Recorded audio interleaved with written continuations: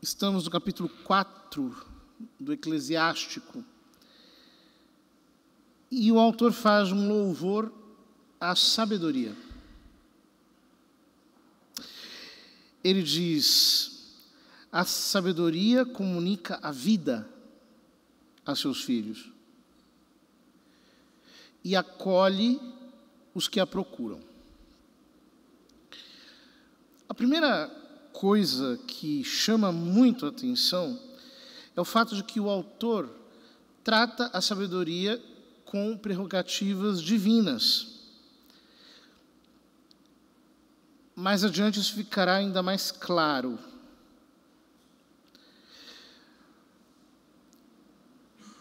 Também ele trata a sabedoria como um dom.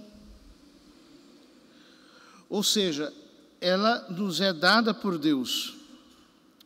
Mas não um dom qualquer. Ele diz, a sabedoria comunica a vida. No grego é a palavra zoen. A sabedoria comunica a vida a seus filhos. E acolhe os que a procuram. Ou seja, para Jesus ben Sirac, a sabedoria não é difícil de ser alcançada, desde que nós a procuremos.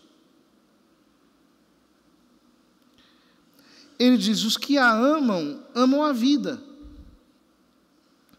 Os que a procuram desde manhã cedo serão repletos de alegria pelo Senhor. Buscar a sabedoria desde manhã cedo. Os autores espirituais sempre aconselharam os cristãos a começarem o seu dia com um tempo prolongado de meditação das Escrituras. Quando o coração ainda está tranquilo, quando não está agitado pelas demandas do mundo, quando ainda não está provocado pelas próprias ansiedades, é aí que o homem, em primeiro lugar, precisa buscar ouvir a Deus. Buscai primeiro o reino de Deus e tudo mais vos será acrescentado, nos diz Jesus. Buscar a sabedoria, buscar a Deus, buscar ouvir a Deus já desde as primeiras horas da manhã. Quem a ela se apega, herdará a glória. Para onde for, Deus o abençoará.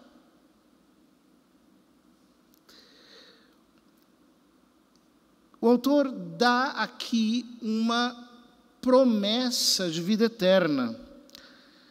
Quem a ela se apega, herdará a glória.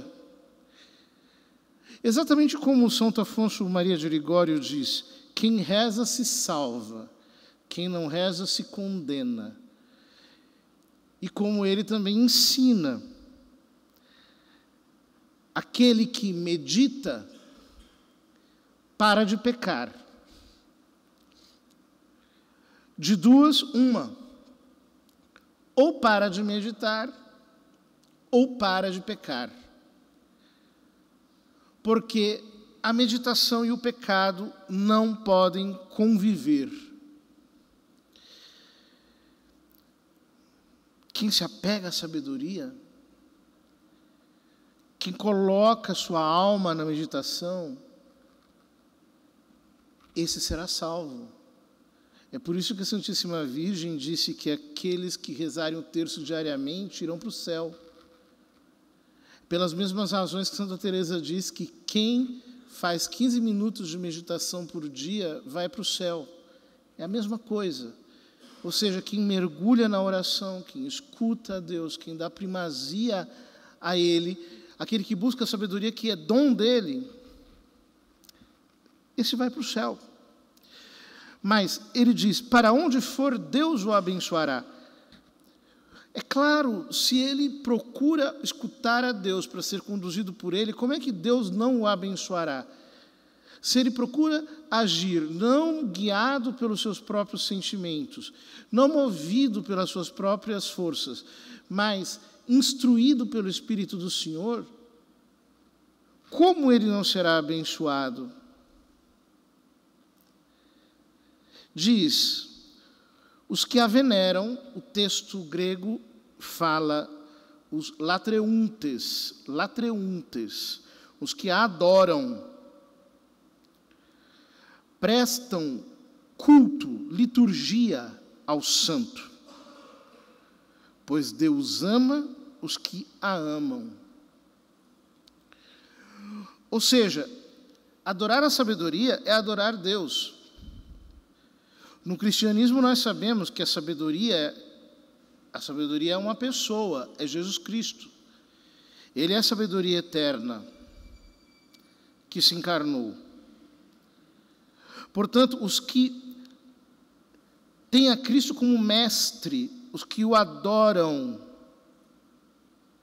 escutando-o, deixando-se instruir por ele, prestam culto. Esta é a verdadeira liturgia. É adorar Cristo, deixando-se instruir por ele. Este homem é amado por Deus. Mas amado no sentido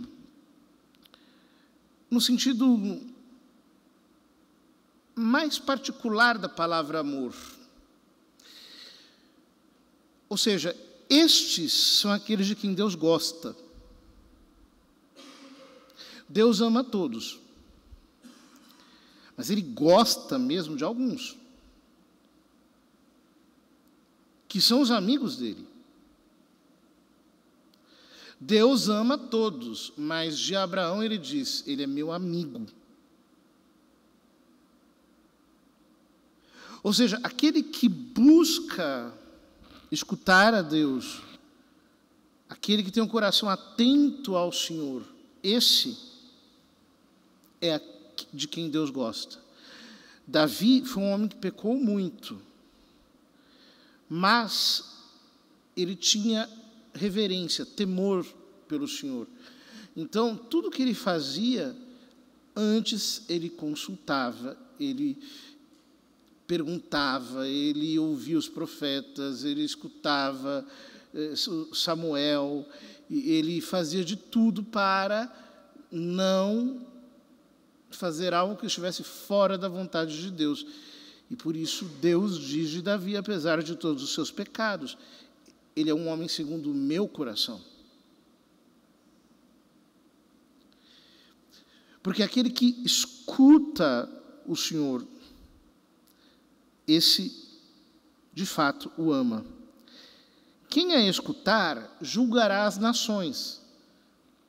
No sentido de que quem escuta Deus, quem tem a sabedoria, analisa todas as coisas. São Paulo diz na primeira carta aos Coríntios, no final do capítulo 2, o homem espiritual julga tudo e não é julgado por ninguém. No sentido de que a luz da sabedoria divina o ajuda a contemplar todas as coisas de uma perspectiva mais alta. Quem se dedicar à sabedoria viverá em segurança, no sentido de que saberá muito bem cada passo que está dando. Se alguém confiar nela, vai recebê-la em herança. E na sua posse continuarão seus descendentes. Sim, porque a ciência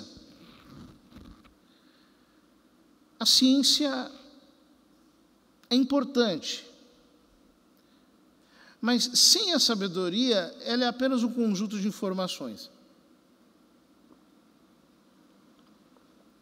Nós vivemos num mundo em que há homens cheios de ciência, mas vazios de sabedoria. A ciência ilustra, a sabedoria arrasta, porque ela convence o entendimento. E é por isso que aqueles que amam a sabedoria, esses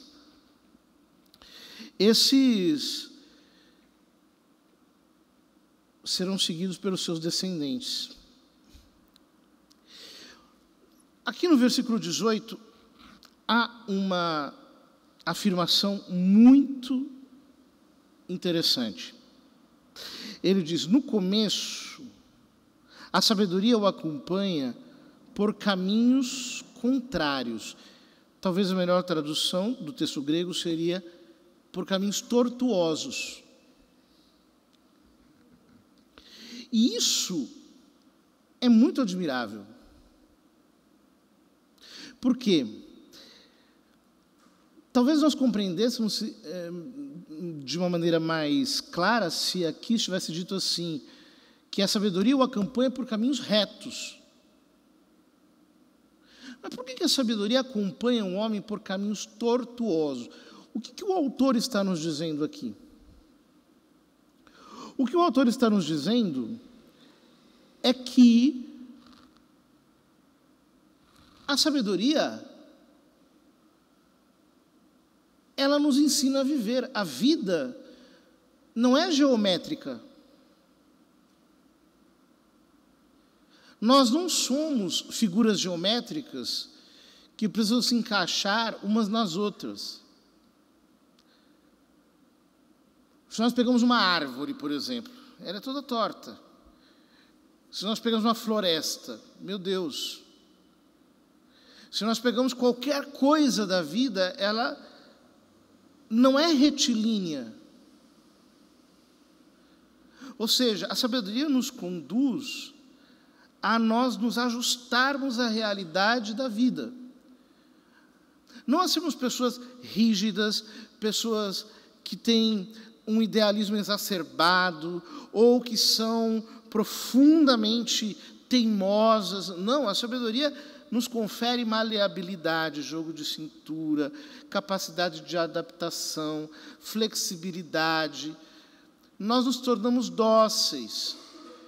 É por isso que os caminhos tortuosos são os caminhos pelos quais nos leva a sabedoria. Deus nos leva por aí. Somos nós que colocamos na nossa cabeça, por exemplo, que a nossa casa deveria ser geometricamente perfeita. Aí você vai para as Escrituras e vê a história dos homens de Deus. Aí você vê que na casa deles teve incesto, teve adultério, teve triângulo amoroso, teve... Todos os problemas que nós temos estão aqui. A vida não é reta. A vida é tortuosa. Mas a sabedoria nos acompanha por caminhos tortuosos, trazendo temor e tremor.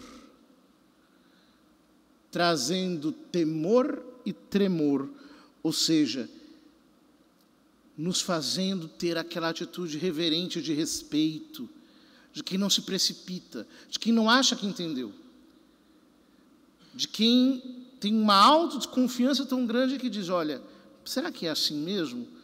Eu vou com cuidado, para não causar um problema maior do que aquele que eu estou tentando resolver. A sabedoria começa a prová-lo com a sua disciplina, até que ele a tenha em seus pensamentos e nela depõe a sua confiança. Ou seja, a sabedoria não entra em nós de uma maneira direta. É um processo. É por isso que nós precisamos perseverar na oração. Porque as coisas demoram, nós demoramos para nos converter. A oração vai nos transformando muito vagarosamente. No começo, o homem está cheio de inclinações ruins. E aí, aos poucos, Deus vai tirando aquelas inclinações, colocando novas inclinações, que são inclinações virtuosas, e aí a sabedoria entra nele, entra em seus pensamentos. Mas demora. Quando você começa na vida espiritual e uma pessoa pisa no teu calo, você tem vontade de se vingar. Mas na medida em que você medita as Escrituras, o seu pensamento vai alterando. E aí você entende que é muito mais sábio não fazer nada. Deixa barato. Ou seja, ela começa a prová-lo com a sua disciplina, até que ele atém seus pensamentos e nela depõe a sua confiança.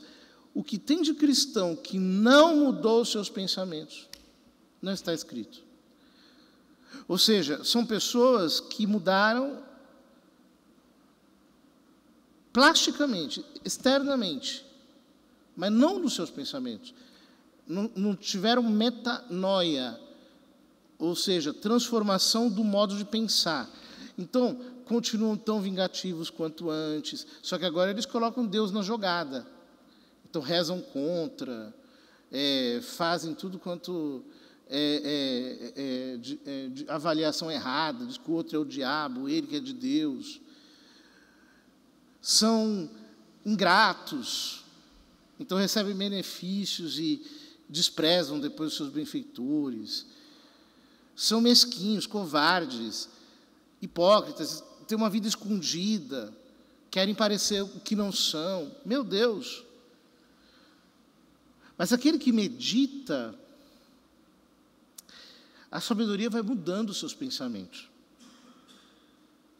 Então, voltará a ele em linha reta, o confirmará e lhe dará alegria, lhe revelará os seus segredos e lhe dará o tesouro da ciência e da compreensão da justiça. Ou seja, é na medida em que o homem persevera buscando a sabedoria de Deus pela meditação da sua palavra, que ele vai se tornando retilíneo. As coisas vão se tornando simples para ele. Deus mesmo começa a lhe revelar, a lhe trazer revelação. Ou seja, você vai entrando na contemplação. Ele revela os seus segredos. Ou seja, Deus vai te chamando para a sua intimidade. Como há pessoas que são atrevidas na vida espiritual. Todos os mestres espirituais cristãos sempre nos ensinaram que nós temos que começar nos concentrando em Jesus Cristo, na palavra eterna encarnada, na sabedoria eterna que Ele é. E apenas quando nós somos assimilados a Cristo, ou seja, nós somos desmanchados, a graça nos desfaz, ela nos purifica. É então que Deus nos leva para a sua intimidade no divino. Ou seja, nós começamos a navegar no oceano da Santíssima Trindade, pela nossa união com Cristo. Deus só revela os altos segredos da contemplação a quem passa por um longo caminho de disciplina e de reforma interior, sendo desconstruído e reconstruído a partir da sua palavra. Se, porém, se desviar, a sabedoria o abandonará e o entregará às mãos de seu inimigo. Isso é muito sério. Porque de Judas, a Escritura diz, antes não tivesse nascido. Por quê? É melhor ser incrédulo do que abandonar a fé depois de conhecer a Deus. Aquele que abandona a fé, aquele que se desvia de Cristo, o que está escrito aqui é muito sério. Se, porém, se desviar, a sabedoria o abandonará e a sabedoria o entregará nas mãos do diabo.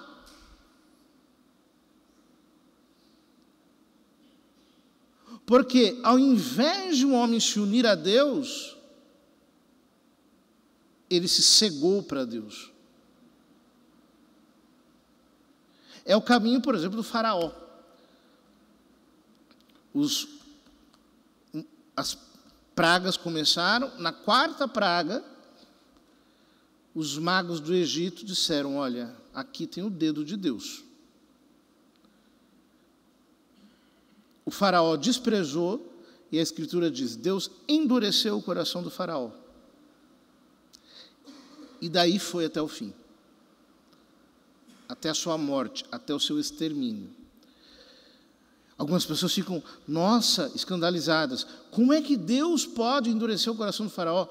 Não é que Deus endureceu o coração do faraó por maldade, mas é que o mesmo sol que derrete o gelo é o sol que endurece o barro. Aquele que resiste a Deus vai se tornando mais ruim. E quando vê, já está no inferno. Tudo isso nos deve fazer entender a seriedade da sabedoria e o quanto nós precisamos, em nosso coração, pedir ao Senhor que infunda em nós um grande amor pela meditação das Escrituras, pela oração. Porque é aí que nós encontraremos a sabedoria infusa, aquela que nos desviará do mal e nos aproximará mais e mais do Espírito de Deus.